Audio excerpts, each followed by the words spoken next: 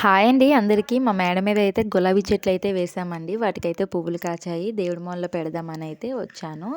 పువ్వులైతే చాలా బాగున్నాయి కదండీ. ఒకటి రెడ్ కలరు, ఒకటైతే ఆరెంజ్ కలరు.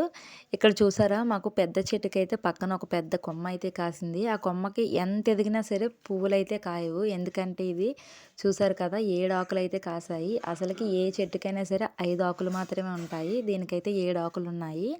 అలా అయితే అసలు పువ్వులైతే కాయవంట. అదైతే నాకు మా పిన్ని చెప్పింది. ఒకసారి ఆల్రెడీ 2 కొమ్మలు కాస్తే కట్ చేసేసాను. చూసారు కదా, మిగతా చెట్లకైతే 5 ఆకులు ఉన్నాయి. వీటికి మాత్రం 7 ఆకులు అయితే ఉన్నాయి. అందుకే ఇది కూడా కట్ చేసి అయితే పడేశాను. మళ్ళీ చూడాలి వస్తుందా రాదా అని. ఈ విషయం మీకు ముందే తెలుసా, ఎప్పుడైనా ఫేస్ చేశారా లేదనేది అయితే కామెంట్ చేయండి.